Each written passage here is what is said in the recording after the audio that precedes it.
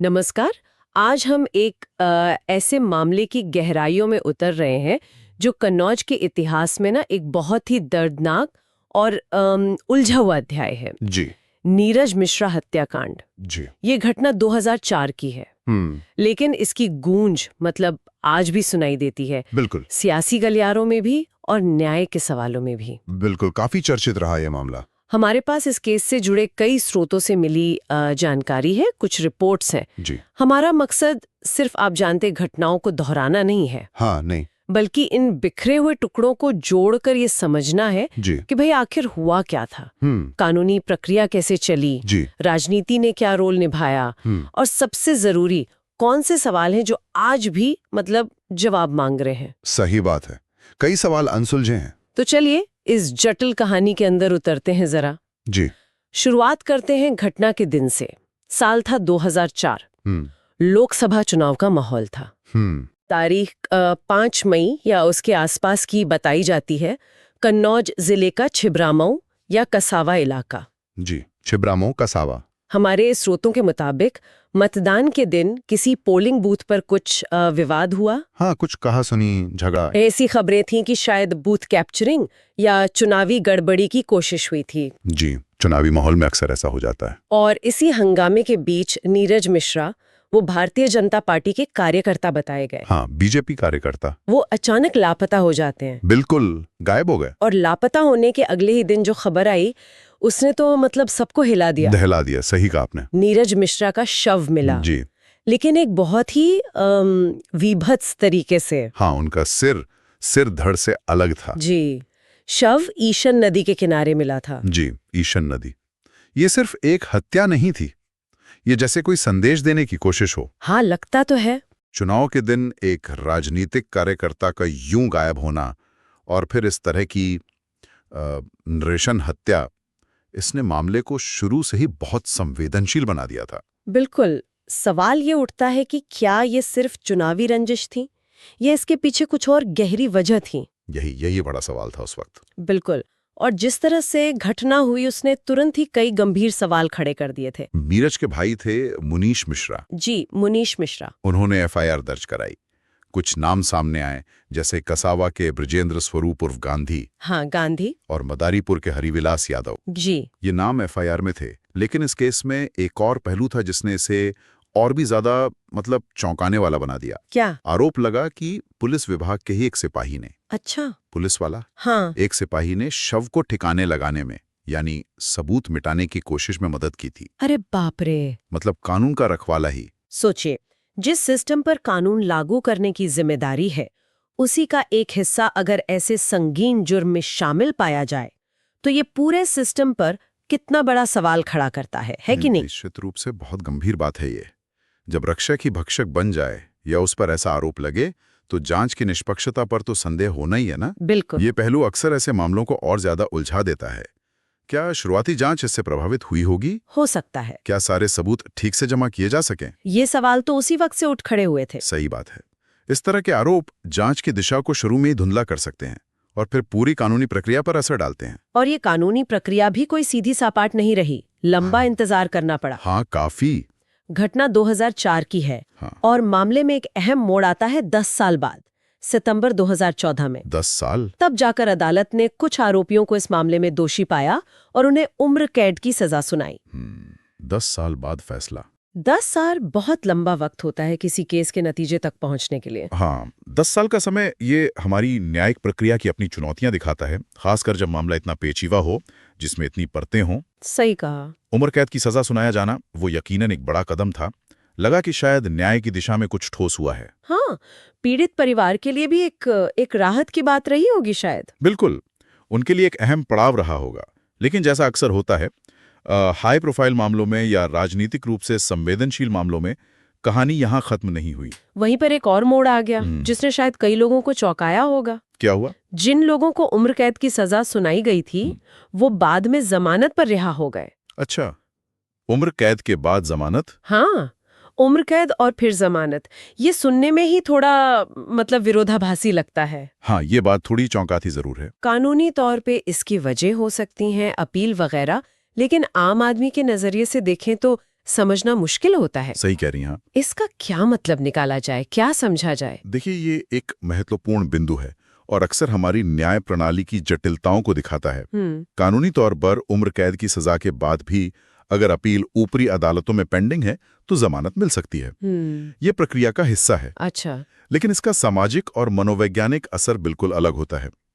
एक तरफ अदालत सजा सुनाती है जिससे लगता है कि हाँ, न्याय हुआ, हाँ, लगता है कि इंसाफ मिला, और दूसरी तरफ आरोपी जमानत पर बाहर आ जाते हैं। इससे एक भ्रम की स्थिति पैदा होती है कि क्या न्याय वाकई हुआ, क्या सजा सिर्फ कागजों पर रह गई। सही। ये सवाल सिर्फ इस केस में नहीं, कई मामलों में उठते हैं और ये न्याय प्रणाली में आम आदमी के भरोसे को थोड़ा हिलाते हैं। बिल्कुल। ये दिखाता है कि न्याय मिलना और न्याय होते हुए दिखना, इन दोनों में कभी-कभी एक फासला सा रह जाता है। हाँ, ये फासला दिखता है और इसी कानूनी उधेड़बुन के बीच इस मामले में राजनीतिक रंग भी खूब चढ़ा। ओह हाँ, वो तो है। जैसा कि हमारे कुछ स्रोतों में, खासकर एक समाचार रिपोर्ट में दावा किया गया है, इस हत्या के पीछे कथित तौर पर उस समय समाजवादी पार्टी के बड़े नेता और बाद में मुख्यमंत्री बने अखिलेश यादव का हाथ होने का आरोप लगाया गया। ये बहुत बड़ा आरोप था। हाँ, हमें यहाँ ये साफ कर देना चाहिए कि ये सिर्फ एक आरोप है जो स्रोत में दर्ज है। हम इसकी सत्यता की पुष्टि या खंडन नहीं कर रहे हैं। जी नहीं, हम सिर्फ रिपोर्ट कर रहे हैं जो जानकारी उपलब्ध है। हाँ, हम सिर्फ वो बता रहे हैं जो जानकारी हमारे पास है। इस तरह के सीधे राजनीतिक आरोप मामले को बहुत विस्फोटक बना देते हैं। बिल्कुल। जब इतने बड़े राजनीतिक कद के व्यक्ति का नाम किसी हत्या जैसे संगीन मामले से जोड़ा जाता है तो इसके कई असर होते हैं। जैसे पहला तो ये जांच एजेंसियों पे भारी दबाव डाल सकता है, या तो निष्पक्ष जांच करने का या फिर राजनीतिक हवा के हिसाब से चलने का। हाँ, दबाव तो पड़ता होगा। दूसरा, ये मामले को पूरी तरह से राजनीतिक बना देता है, फिर सच से ज्यादा आरोप प्रत्यारोप हावी हो जाते हैं। सही कहा। और तीसरा, ये पीड़ित पक्ष के लिए न्याय की लड़ाई को और मुश्किल बना सकता है, क्योंकि मामला फिर सिर्फ कानूनी नहीं रहता, वो राजनीतिक वर्चस्व की लड़ाई का हिस्सा बन जाता है। और ये राजनीतिक लड़ाई सिर्फ आरोपों तक ही सीमित नहीं रही।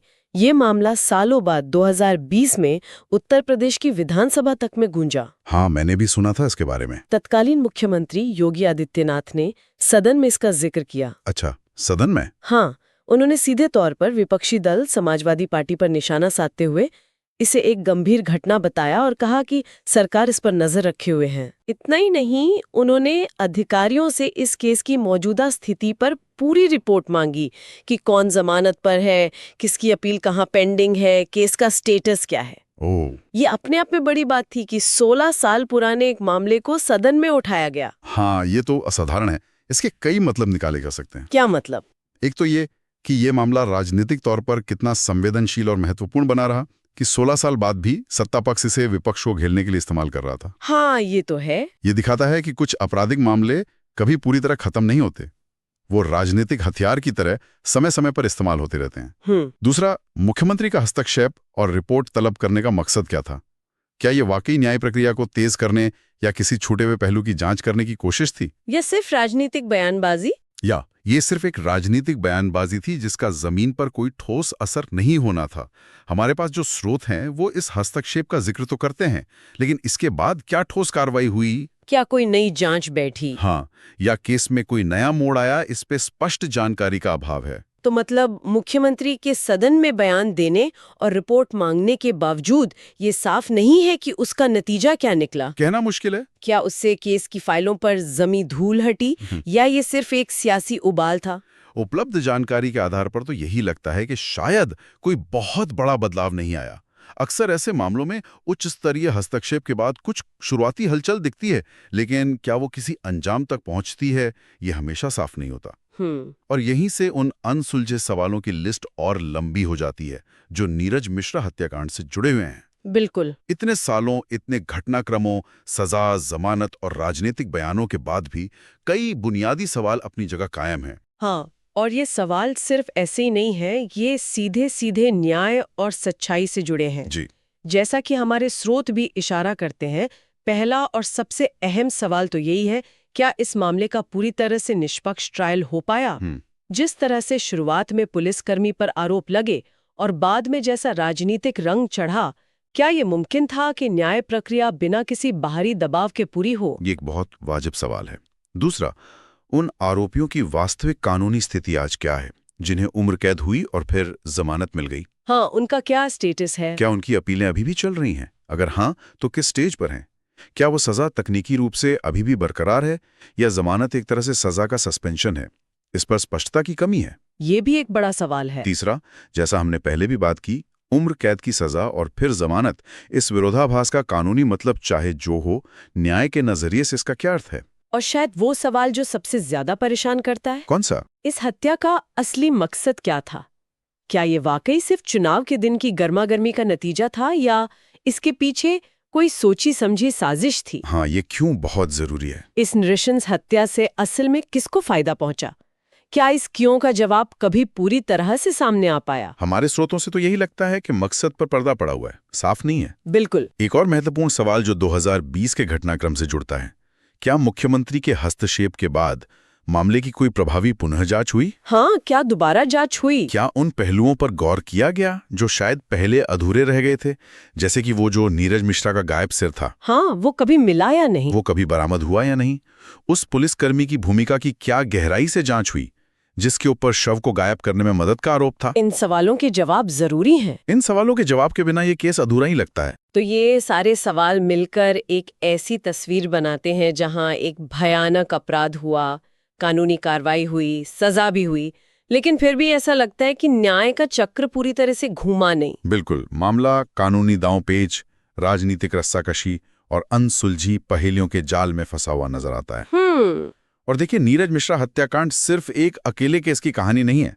ये उन तमाम चुनौतियों का प्रतीक है जो भारत में खासकर उन आपराधिक मामलों में सामने आती हैं जहां राजनीति और अपराध का गठजोड़ नजर आता है। हाँ, ये पैटर्न दिखता है कई मामलों में। ऐसे मामलों में अक्सर सच्चाई कई परतों के नीचे दब जाती है, जांच प्रभावित हो सकती है, गवाह मुकर सकते हैं, कानूनी प्रक्रिया सालों साल खिंच सकती है, और अंत में नतीजा शायद कभी भी पूरी तरह संतोषजनक ना हो।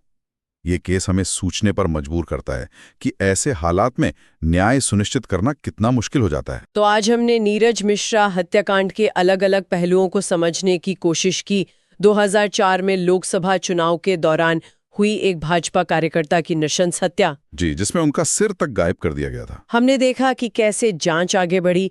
10 साल बाद कुछ लोगों को उम्र कैद हुई, लेकिन फिर उन्हें जमानत भी मिल गई। हाँ, ये पूरा घटनाक्रम देखा हमने ये भी समझा कि कैसे ये मामला सिर्फ कानून के दायरे में नहीं रहा, बल्कि इस पर गंभीर राजनीतिक आरोप लगे और सालों बाद भी ये उत्तर प्रदेश की राजनीति का एक अहम मुद्दा बना रहा। बिल्कुल, राजनीति में इसकी गूंज लंबे समय तक रही। और अंत में हमने उन महत्वपूर्ण सवालों पर गौर किया जो आज भी जवाब तलाश रहे हैं। क्या पूरी सच्चाई सामने आई? न्याय कहां तक पहुंचा? और इस पूरे प्रकरण का असली सच क्या है? बिल्कुल। इस पूरे विश्लेषण के बाद एक विचार मन में आता है जिस पर शायद श्रोताओं को सोचना चाहिए। क्या? जब कोई आपराधिक घटना इतनी ज्यादा राजनीतिक खींचतान का शिकार हो जाती है, तो तथ्यों और राजनीतिक बयानों के बीच की जो महीन रेखा है, वो कहाँ धुंधली हो जाती है।